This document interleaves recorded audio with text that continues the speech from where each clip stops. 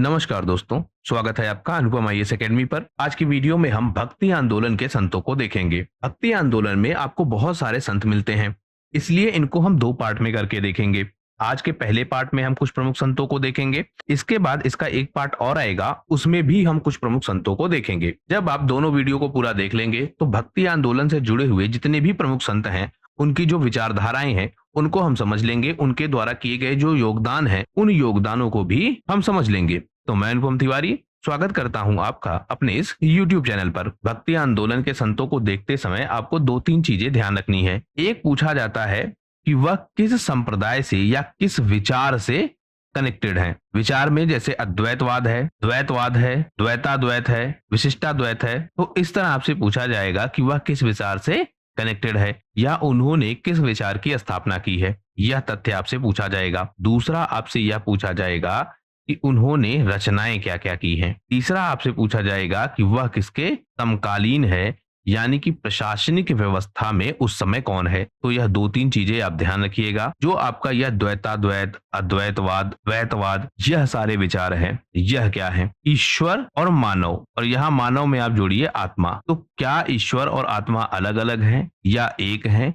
इन दोनों के बीच जो कनेक्शन है वह किस प्रकार का है, उसी को यहाँ पर बार बार एक्सप्लेन किया जाएगा, उसी को बताने का प्रयास किया जाएगा। इसे अभी हम देखते रहेंगे और यह समझते रहेंगे कि कैसे अलग अलग संत अलग अलग बातें रखते हैं और उनके विचार किस प्रकार से कनेक्ट होते हैं। हम सबसे पहले बात करते हैं शंकराचार्य की। शंकराचार्य की थोड़ी बहुत चर्चा हमने पिछले वीडियो में की थी, जहां हमने बात की थी कि भक्ति आंदोलन की शुरुआत किस प्रकार से हुई थी, कैसे जो आपके अलवार संत हैं और जो आपके नयनार संत हैं उनके बीच विवाद था, उस विवाद को इन्होंने दूर किया था। तो इनके विषय में अगर हम देखें तो 788 ईस्वी में जो कलादी है यानी केरल का जो क्षेत्र है वहीं पर इनका जन्म हुआ था।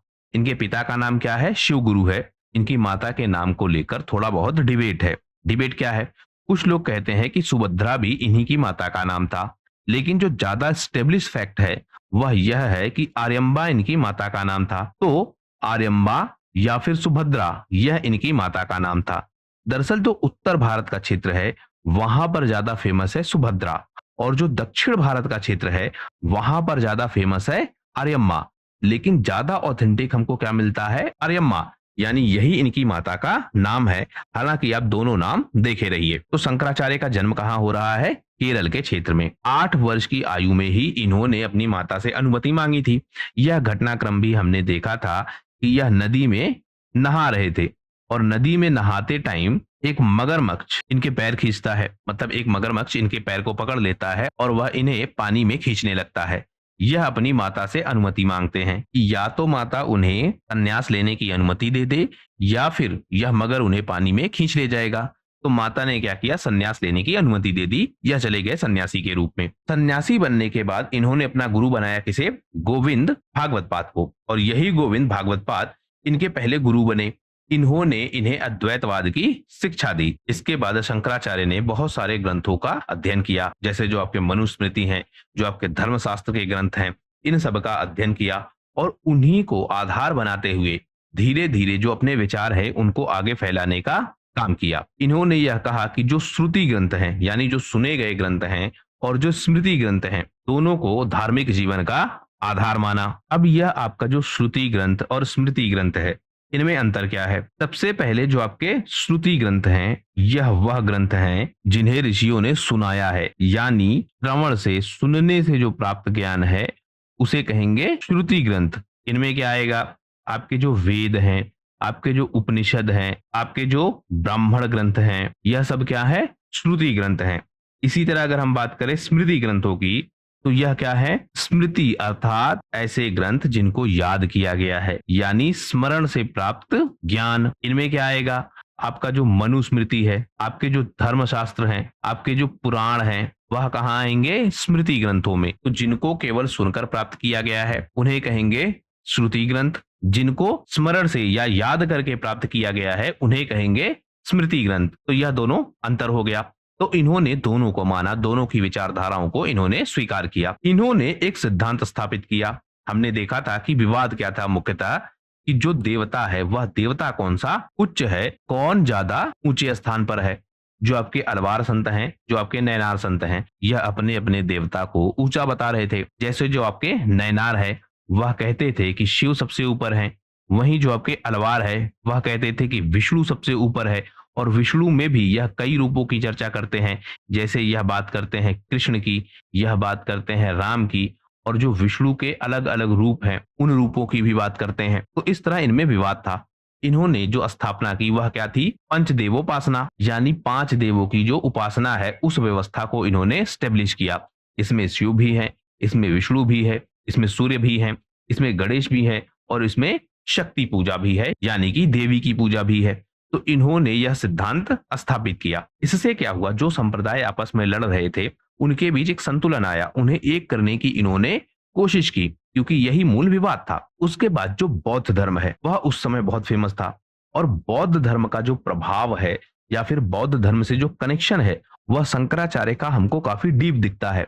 कुछ लोग यहाँ तक कहते हैं कि जो बौद्ध दर्शन के विचार हैं वह विचार शंकराचार्य को प्रभावित करते हैं, लेकिन जो साक्ष्य हमको मिलते हैं उनमें हम यह देख पाते हैं कि जो शंकराचार्य के विचार हैं वह बौद्ध धर्म पर हावी पड़ते हैं, या फिर बौद्ध धर्म के विचारों पर हावी पड़ते हैं। और बौद्ध धर्म के बहुत सारे सिद्धांतों का जो शंकराचार्य जी हैं वह खंडन करते हैं, उनके सिद्धांतों को गलत बताते हैं। जैसे बौद्ध धर्म में जो तंत्रवाद है उस तंत्रवाद को नीचा दिखाते हैं कौन? शंकराचार्य। और जो वेद हैं उनको सिद्ध करते हैं कि वही सबसे ऊंचे हैं। बौद्ध धर्म का जो दर्शन है उस दर्शन को वह तर्कों के आधार पर खंडित करते हैं, उन्हें वह बताते हैं कि ठीक नहीं है, और कहते हैं कि जो वेदांत दर्शन है वही सबसे मूल दर्शन है, उसी के हिसाब से समाज को चलना चाहिए, या उसी के हिसाब से इस संसार को चलाया जा सकता है। जो दर्शन है वह क्या है? वेदांत दर्शन। सबसे फेमस यह अपने 4 मठों की स्थापना के लिए है। यह एक अखिल भारतीय संगठन था। क्यों? क्योंकि जो अलग अलग परंपराएं अलग अलग क्षेत्रों में चल रही थी, तो यह कोशिश कर रहे थे कि इन्हें आपस में जोड़ा जाए। इसीलिए यह 4 मठों की स्थापना की गई थी। इनमें 4 मठ कौन कौन से हैं? एक आपका है श्रृंगेरी मठ। यह कहाँ है? कर्नाटक में। यह दक्षिण का क्षेत्र है, यानी दक्षिण में हो गया आपका श्रृंगेरी मठ। और इसके जो शिष्य हैं वह कौन है? सुरेश्वराचार्य। यह नाम भी आपको ध्यान रखने होंगे कि मठ कौन सा है और उसका जो शिष्य है वह शिष्य कौन है। दूसरा आपका द्वारका मठ। यह कहाँ है? गुजरात में। तो दक्षिण में श्रृंगेरी, पश्चिम में द्वारका, और यहाँ का जो शिष्य है वह कौन है? हस्तमालक। उसके बाद पूर्व में कौन सा है? पुरी मठ। और यह कहाँ है? उड़ीसा में। यहाँ के जो प्रमुख शिष्य हैं उनका नाम क्या है? पद्मपाद। उसके अलावा जो जोशी मठ है वह कहाँ है? उत्तराखंड में, यानी उत्तर क्षेत्र में। और यहाँ के जो शिष्य हैं उनका नाम क्या है? टोटकाचार्य। तो उत्तर में जोशी मठ, पूरब में पुरी मठ, पश्चिम में द्वारका, और दक्षिण में श्रृंगेरी मठ। तो इस तरह 4 मठों की इन्होंने स्थापना की है। इसके बाद जो बौद्ध धर्म है उसकी जो महायान शाखा है और जो शंकराचार्य है, इनके बीच किस तरह का सिद्धांत है। अब यहाँ एक कनेक्शन डेवलप करने की कोशिश की जाती है। कहते हैं कि जो बौद्ध धर्म है और उसका जो सिद्धांत है, सिद्धांत कौन सा? माया का सिद्धांत और शून्यता का सिद्धांत। यह जो दोनों सिद्धांत हैं, यह सिद्धांत जो शंकराचार्य का अद्वैत वेदांत का सिद्धांत है उससे कनेक्ट होता है। यानी लोग यह एस्टेब्लिश करने की कोशिश करते हैं, और इसमें सबसे ज्यादा योगदान होगा बौद्ध धर्म के लोगों का। वह यह एस्टेब्लिश करने की कोशिश करेंगे कि जो शंकराचार्य का दर्शन है वह ओरिजिनेट कहाँ से है? बौद्ध धर्म से। तो कहते हैं कि जो माया का सिद्धांत है, जो शून्यता का सिद्धांत है, वही सिद्धांत दिखता है अद्वैतवाद में। अब यह दोनों सिद्धांत क्या है? माया का सिद्धांत आपका क्या कहता है कि जो यह संसार है वह संसार क्या है? माया है। वह संसार है आपका भ्रम। मतलब जैसा संसार हमको दिखता है वैसा संसार है नहीं, और संसार ना तो अस्थाई है और ना सुखों का केंद्र है। तो यह संसार को क्या कहते हैं? माया है, जिसमें हर व्यक्ति फंसा हुआ है। संसार को वह सुखों का केंद्र मानता है, जबकि संसार में सुख नहीं है। तो यह माया का विचार रखते हैं। दूसरा यह विचार रखते हैं शून्यता का। यह कहते हैं कि जो आपका संसार है और इस संसार में जितनी भी चीजें हैं वह क्या हैं? आपस में कनेक्टेड। अब यहाँ पर जो सिद्धांत है वह सिद्धांत यह कहता है कि जो कुछ होता है वह कैसे होता है? एक दूसरे कारक के वजह से। मतलब कोई एक एक्टिविटी हुई है तो उसका जो कारण है वह क्या होगा? कोई दूसरी एक्टिविटी। इस दूसरी एक्टिविटी के कारण कोई तीसरी एक्टिविटी होगी, इसके कारण कोई चौथी होगी, और इसमें पॉसिबिलिटी यह भी होगी कि जो आपका यह चौथा कारण है इसकी वजह से पहली एक्टिविटी हो। यानी कोई भी एक्टिविटी, कोई भी काम, कोई भी परिवर्तन किसी दूसरे कारक की वजह से होता है, या फिर हम यह कहें कि सारे कारक आपस में कनेक्टेड हैं। इसका मतलब यह कि यह सिद्धांत कहता है कि इस संसार को कैसे समझा जा सकता है, जब तक हम एक एक चीज को या फिर सभी चीजों को नहीं समझ लेते, तब तक हम इस संसार को नहीं समझ पाएंगे। और यह सिद्धांत दिया किसने था? नागार्जुन ने। तो दो सिद्धांत हैं, एक सिद्धांत है माया का सिद्धांत, दूसरा सिद्धांत है शून्यता का सिद्धांत। यही सिद्धांत कहते हैं कि जो शंकराचार्य का दर्शन है, कौन सा दर्शन? ब्रह्म निर्गुण है, उससे कनेक्ट होता है। इसीलिए जो शंकराचार्य जी हैं, इनको कहते हैं प्रछन्न बौद्ध। यह प्रश्न कई बार पूछा गया है, किसे कहते हैं प्रछन्न बौद्ध? वह कहेंगे शंकराचार्य को। और क्यों कह रहे हैं? क्योंकि जो इनके विचार है वह कनेक्ट होते हैं बौद्ध धर्म से। लेकिन जब हम शंकराचार्य के विचार को देखते हैं तो हम पाते हैं कि इन्होंने बौद्ध धर्म की आलोचना की है। यह कहते हैं कि जो बौद्ध धर्म है वह अस्थायी है, आत्मा को नहीं स्वीकार करने वाला और मोक्ष का विरोधी है। जब हम बौद्ध धर्म के दर्शन को समझेंगे तो हम देखते हैं कि बौद्ध धर्म आत्मा को लेकर बहुत डाउटफुल सिचुएशन में है। वह नहीं मानता कि आत्मा है भी या फिर आत्मा नहीं है। दूसरा, वह मोक्ष की बात को नहीं मानता है, मतलब मोक्ष को तो पूरी तरह से नकार देता है। लेकिन जो शंकराचार्य का दर्शन है वह कहता है कि आत्मा भी है और मोक्ष भी है, यानी आत्मा और मोक्ष को लेकर शंकराचार्य बहुत अडिग हैं। वह बिल्कुल कॉन्फिडेंट है कि यह दोनों तो होते हैं। इसी कारण से हम देखते हैं कि जो बौद्ध धर्म से इनका कनेक्शन एस्टेब्लिश करने की कोशिश की जाती है, वह कनेक्शन टूट जाता है और माना जाता है कि जो शंकराचार्य का दर्शन है वह अपने आप में एक अलग दर्शन है। हालांकि बौद्ध धर्म के लोग इसे कनेक्ट करते हैं और इसी कारण से शंकराचार्य को प्रछन्न बौद्ध भी कहते हैं। यानी जो वेदांत में आत्मा की बात है और जो ब्रह्म की बात है, वही दोनों बातें मुख्यतः शंकराचार्य को अलग करती हैं बौद्ध धर्म से। शंकराचार्य के विषय में अगर हम और देखें तो इन्होंने भगवत गीता और उपनिषदों पर बहुत सारे भाष्य लिखे हैं। इसके साथ साथ जो ब्रह्म सूत्र है वही मुख्यतः आधार बनेगा शंकराचार्य के अद्वैत वेदांत का। इन्होंने भगवत गीता पर भी भाष्य लिखे हैं। कुल मिलाकर जो 10 प्रमुख उपनिषद हैं उन पर भाष्य लिखे मिलते हैं किसके? शंकराचार्य के। 820 ईस्वी में उत्तराखंड का जो बद्रीनाथ क्षेत्र है वहीं पर यह माना जाता है कि इनकी मृत्यु हुई थी। कुछ परंपराएं हालांकि यह भी कहती हैं कि शायद इनकी मृत्यु केदारनाथ, कैलाश पर या फिर कन्याकुमारी में भी हो सकती है। तो कुछ विवाद है, लेकिन जो ज्यादा स्टेब्लिश फैक्ट है वह यह है कि इनकी मृत्यु हुई थी बद्रीनाथ में। तो इस तरह से जो शंकराचार्य से जुड़े तथ्य हैं वह सारे तथ्य हमने देख लिए और यही परीक्षाओं में आपसे पूछा जाएगा। दूसरे प्रमुख संत को हम देखते हैं, रामानुजाचार्य। इनका जन्म कहाँ हुआ है? तमिलनाडु में। और तमिलनाडु में भी श्री पेरुम्बदूर में 1017 ईस्वी में इनका जन्म हुआ है। इनके गुरु कौन है? यमुनाचार्य और फिर गोस्वामी गोविंदाचार्य। तो दो प्रमुख गुरु इनके हमें मिलते हैं। यह बात क्या करते हैं? सगुण ब्रह्म की, यानी जो ब्रह्म है वह गुणों से युक्त है। यह विष्णु रूप में ब्रह्म की पूजा करते हैं और मानते हैं कि जो आपका मोक्ष है वह कैसे मिलेगा? केवल भक्ति से, अनुग्रह से और ईश्वर की कृपा से। यह ज्ञान को नीचा मानते हैं किससे? भक्ति से। यहीं पर आपको अंतर मिलेगा। अंतर किसके बीच? जो आपके शंकराचार्य जी हैं और जो आपके रामानुजाचार्य जी हैं, इनके बीच अंतर मिलेगा। शंकराचार्य किसे श्रेष्ठ मानेंगे? ज्ञान को। और रामानुजाचार्य किसे श्रेष्ठ मानेंगे? भक्ति को। शंकराचार्य कहेंगे कि ज्ञान के द्वारा मुक्ति पाई जा सकती है। रामानुजाचार्य कहेंगे कि ना केवल ज्ञान बल्कि ज्ञान से ज्यादा इंपॉर्टेंट क्या है? भक्ति। तो भक्ति के माध्यम से क्या पाया जा सकता है? मोक्ष। यह अंतर है। इनका जो केंद्र है वह क्या है? कांची और श्रीरंगपट्टनम। कहा यह जाता है कि जो श्रीरंगपट्टनम का क्षेत्र है वहीं पर यह मुख्यतः रहते थे। लेकिन जो चोल शासक है, कौन सा? कुलोत्तुंग चोल प्रथम, यह एक कट्टर शैव धर्म का समर्थक था। और हमने यह देखा कि अलवार संत और जो आपके नयनार संत हैं इनके बीच विवाद पहले से चल रहे थे। तो जो कट्टर शैव धर्म के लोग हैं वह क्या करते हैं? वैष्णव धर्म का विरोध, या फिर हम कहें जो नयनार संत हैं वह अलवार संतों का विरोध करते हैं। इसी क्रम में क्योंकि जो आपके रामानुजाचार्य हैं यह क्या है? वैष्णव धर्म के समर्थक, या फिर जो आपके अलवार संत हैं उनके समर्थक। तो जो आपके शैव धर्म के लोग हैं और उनका जो प्रशासक है, क्योंकि वह भी उसी विचारधारा से कनेक्टेड है, तो यह क्या करता है? रामानुजाचार्य का विरोध करता है। इसी कारण रामानुजाचार्य कुछ समय के लिए श्रीरंगपट्टनम छोड़ देते हैं और कावेरी नदी पार करके मेलकोटो, मेलकोटो मतलब कर्नाटक का क्षेत्र, वहां चले जाते हैं। लेकिन बाद में कुछ समय के ही अंदर स्थिति सामान्य होती है और यह फिर से लौटकर श्रीरंगपट्टनम में आ जाते हैं। रामानुजाचार्य का जो सिद्धांत है वह सिद्धांत क्या है?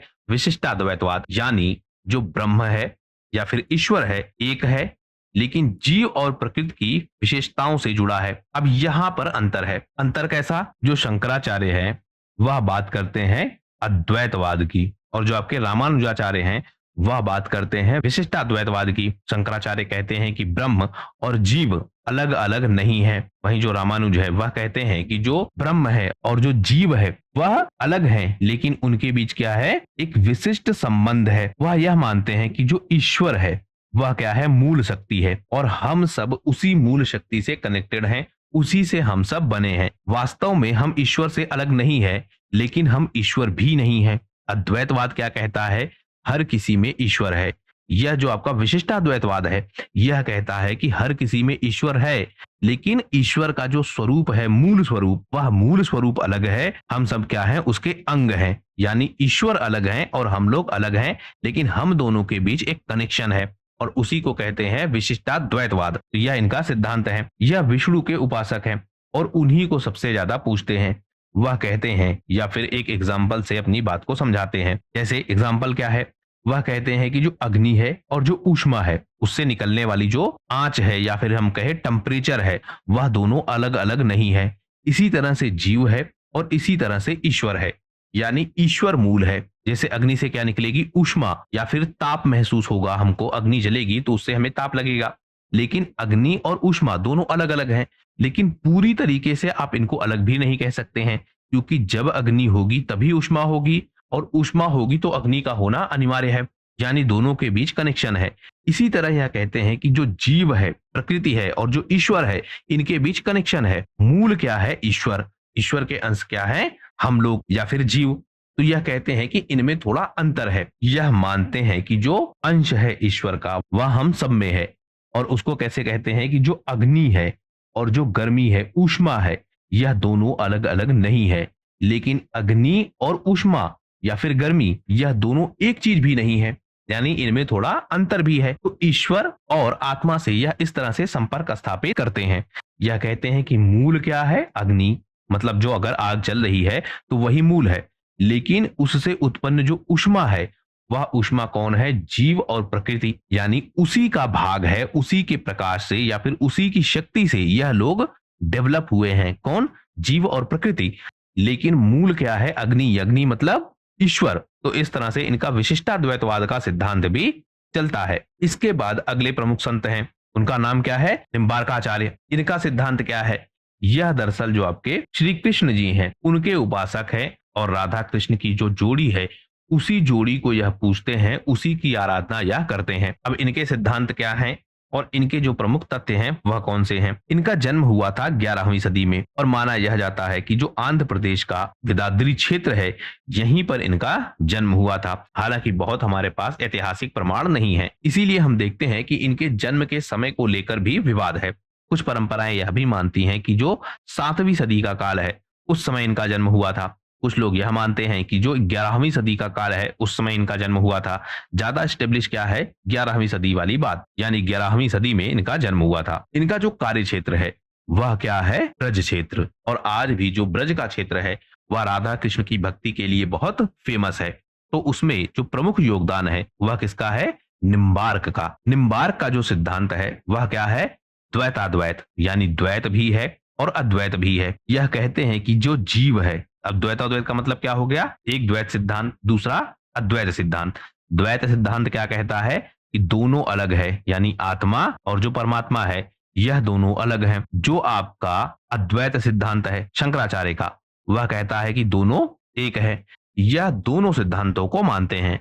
यह कहते हैं कि जो जीव है और जो ईश्वर है वह दोनों अलग अलग भी हैं, वह दोनों एक भी हैं। ज्यादातर यह फोकस्ड कहां पर है? राधा कृष्ण की भक्ति से, और मानते हैं कि वही परम शक्ति है। यह बात करते हैं भक्ति योग की, और भक्ति भावना के माध्यम से ही मोक्ष को पाया जा सकता है, यह इस बात की चर्चा करते हैं। यह भी महत्व देते हैं किसे? भक्ति को। जैसे शंकराचार्य सबसे ज्यादा महत्व देते हैं किसे? ज्ञान को। तो यह लोग महत्व किसको ज्यादा दे रहे हैं? ज्ञान के अलावा जो अन्य चीजें हैं उनको भी। यह भी कहते हैं कि जो आपका ज्ञान है और जो आपके कर्म है उनसे भी ऊपर कौन है? भक्ति।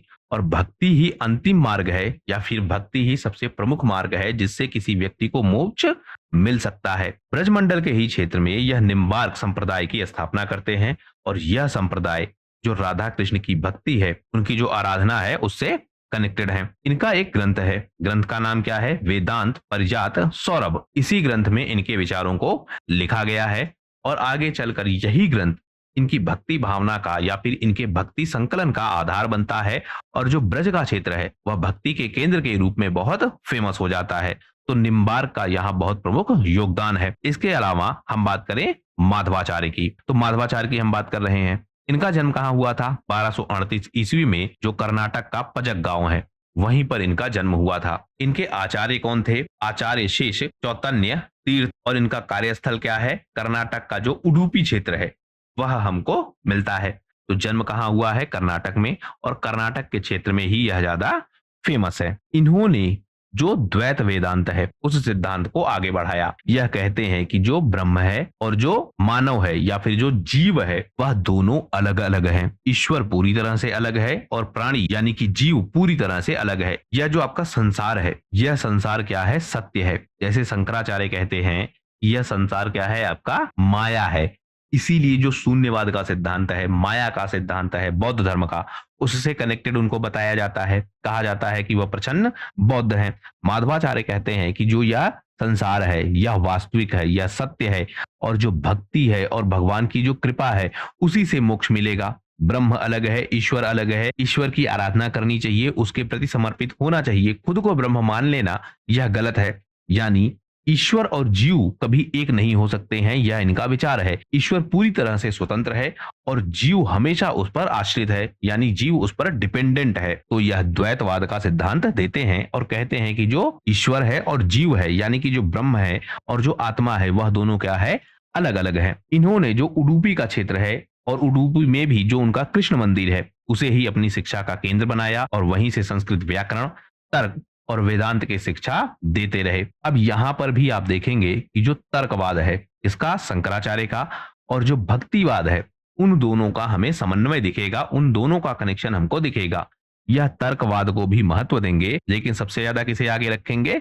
भक्ति को। इन्होंने लगभग 35 ग्रंथ लिखे हैं। इन ग्रंथों को क्या कहते हैं? सर्वमूल ग्रंथ। इनमें अगर हम देखें तो इन्होंने बहुत सारे क्या लिखे हैं? भाष्य लिखे हैं। जैसे ब्रह्म सूत्र पर इन्होंने भाष्य लिखा है, वेदांत की इन्होंने व्याख्या की है, उस पर इन्होंने भाष्य लिखे हैं। भगवत गीता पर इन्होंने भाष्य लिखा है। 10 उपनिषदों पर इन्होंने भाष्य लिखा है, उस पर टीका लिखी है। ब्रह्म सूत्र का जो इनका भाष्य है वह सबसे फेमस है। यह मायावाद का खंडन करते हैं, यानी यह बहुत सारे विचारों को रखते हैं और वह सारे विचार इनका एक जो मूल ग्रंथ है या फिर एक जो संकलित ग्रंथ है उस ग्रंथ में हमको मिलता है। ग्रंथ का नाम क्या है? सर्वमूल ग्रंथ। आगे हम अगर देखें तो यह वेदांत के जो द्वैतवाद का सिद्धांत है उस द्वैतवाद के सिद्धांत को 5 भेदों में डिवाइड करते हैं। यह कहते हैं कि देखो क्या क्या चीजें हैं। एक आपका है क्या?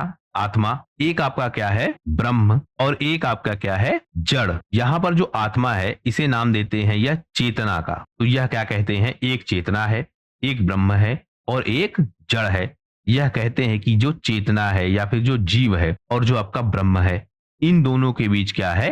अंतर है। पहला सिद्धांत। फिर यह दूसरी बात क्या करते हैं कि जो जीव है और एक जो दूसरा जीव है, यानी हर जीव के बीच आपस में क्या है? अंतर है। हर चेतना अलग अलग है, यानी हर चेतना भी एक नहीं है, चेतना में भी क्या है? अंतर है।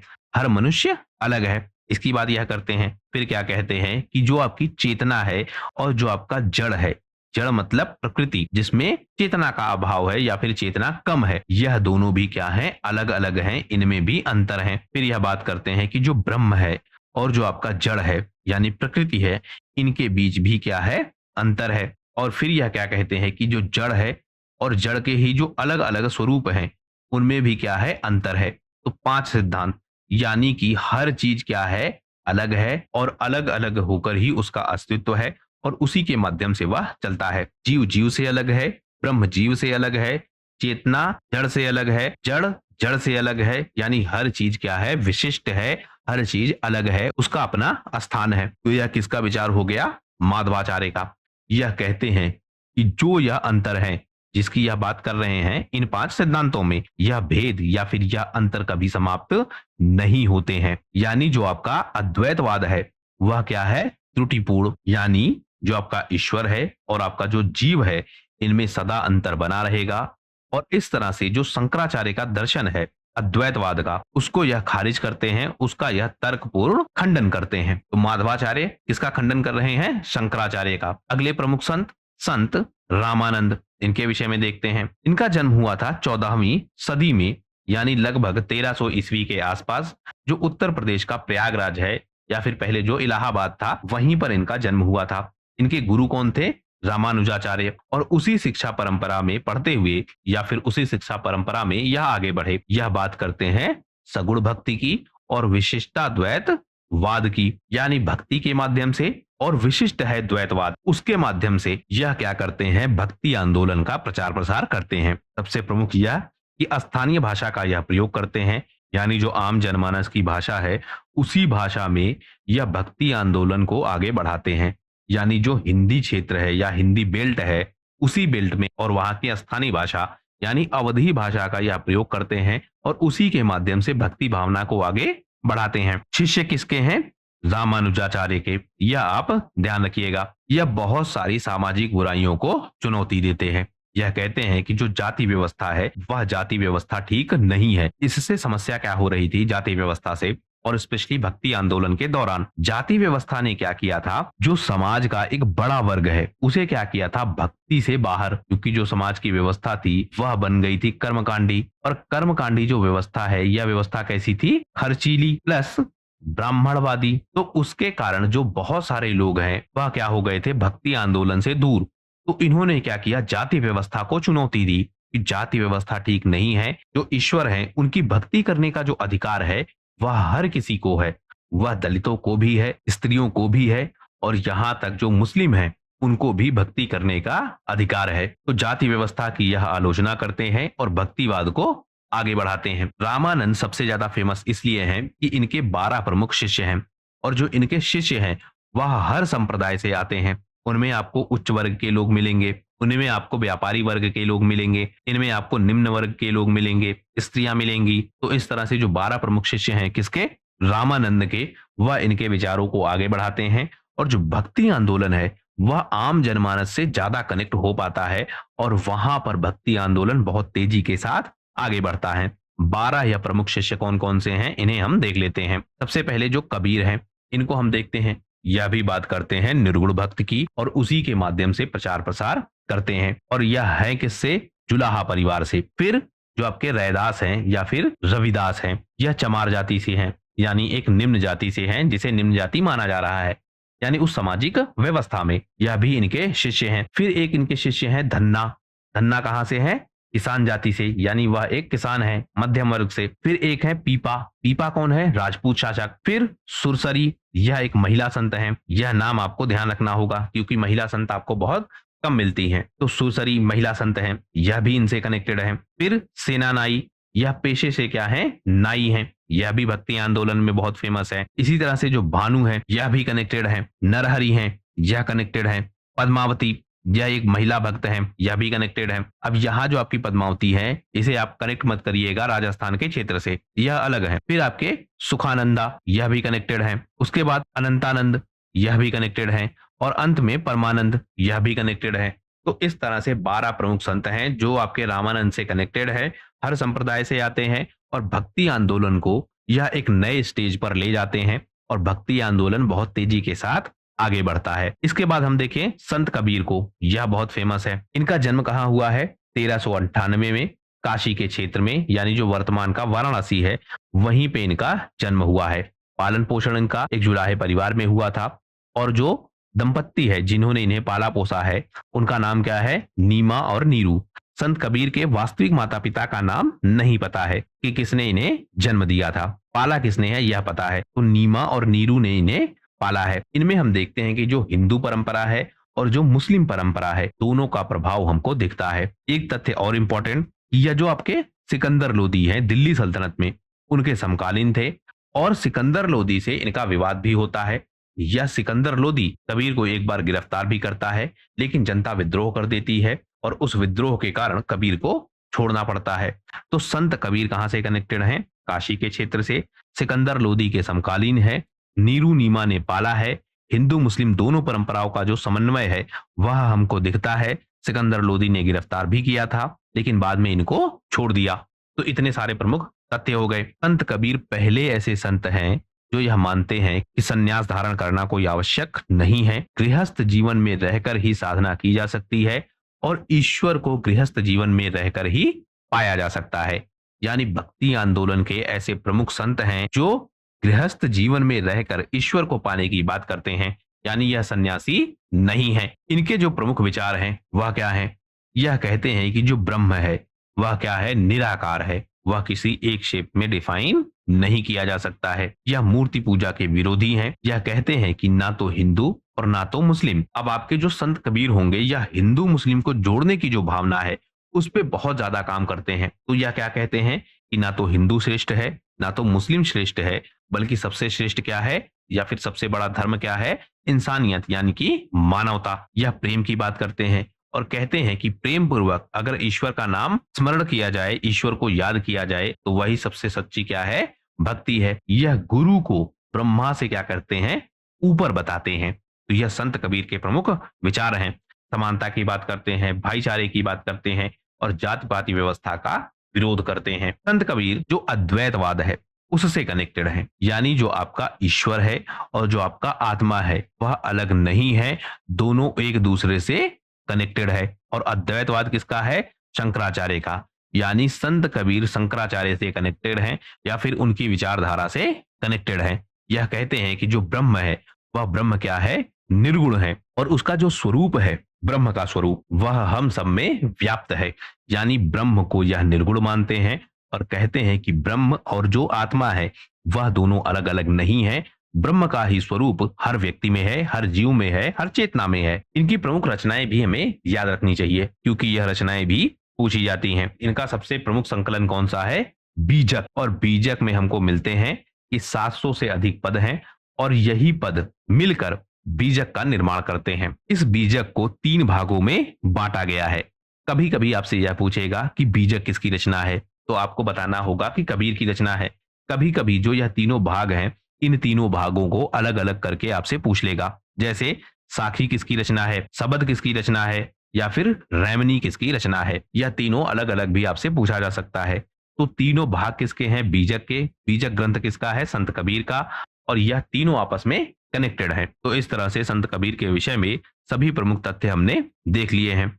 अगली बात करते हैं संत रविदास की। इनका जन्म कहाँ हुआ है?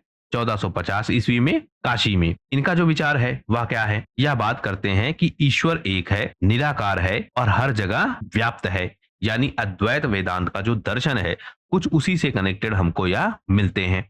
यह प्रेम की बात करते हैं और कहते हैं कि भक्ति से ही मोक्ष पाया जा सकता है।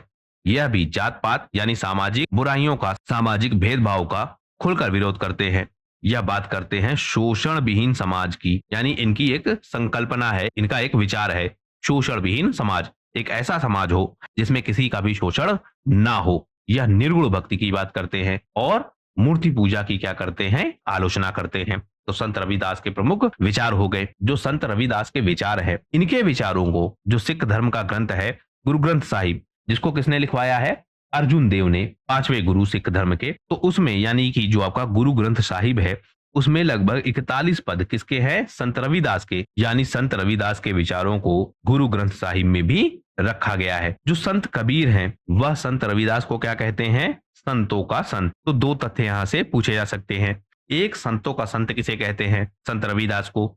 संतों का संत किसने कहा है? कबीर ने कहा है रविदास को। तो यह भी आप ध्यान रखिएगा। अगली हम बात करते हैं संत दादू की या फिर दादू दयाल की। इनका जन्म कहाँ हुआ है? 1544 में। जो अहमदाबाद का क्षेत्र है वहीं पर इनका जन्म हुआ था।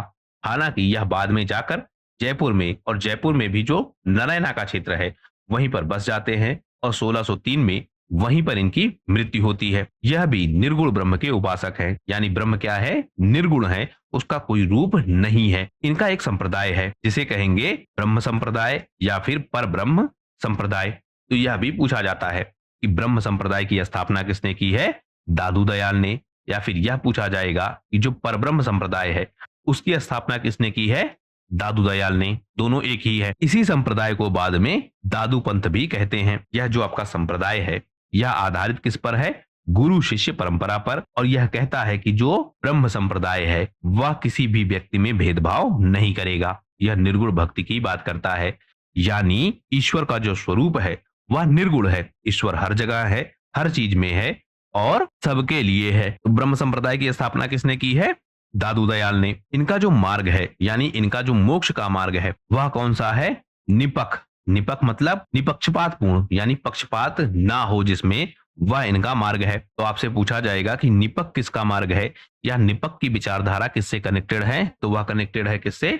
दादू दयाल से। इनके शिष्य कौन कौन से हैं? एक हैं आपके सुंदरदास, दूसरे आपके हैं रज्जब, तीसरे आपके और सबसे फेमस सूरदास। तो 3 प्रमुख शिष्य इनके हमें मिलते हैं, सुंदरदास, रज्जब और सबसे फेमस सूरदास। लेकिन सबसे ज्यादा आप याद यह रखेंगे कि इन्होंने ब्रह्म संप्रदाय की स्थापना की थी। तो इस तरह से जो भक्ति आंदोलन है उसके कई सारे संतों को हम देख चुके हैं, उनके विचारों को हम देख चुके हैं। भक्ति आंदोलन का जो पार्ट 2 है वह बहुत जल्दी आएगा, यानी आपको कल ही मिल जाएगा। वहां पर हम जो इनके बचे हुए संत हैं, जो प्रमुख संत हैं भक्ति आंदोलन के, उसे भी देख लेंगे, जिससे जो आपका भक्ति आंदोलन है वह पूरी तरीके से समाप्त हो जाए और उन सारे संतों को और उनसे जुड़े जो प्रमुख तथ्य हैं उनको हम देख लें जो परीक्षाओं में आपसे पूछे जा सकते हैं। तो इस तरह से जो भक्ति आंदोलन का पार्ट 1 है उसको हमने देख लिया। आने वाले वीडियो में हम भक्ति आंदोलन का दूसरा पार्ट भी करेंगे और वहां पर हम इसको और डिटेल से देखेंगे। इस वीडियो को ज्यादा से ज्यादा लोगों तक शेयर कीजिए, जिससे हम लोग ज्यादा से ज्यादा लोगों तक अपनी पहुंच को बना सके। वीडियो पूरा देखने के लिए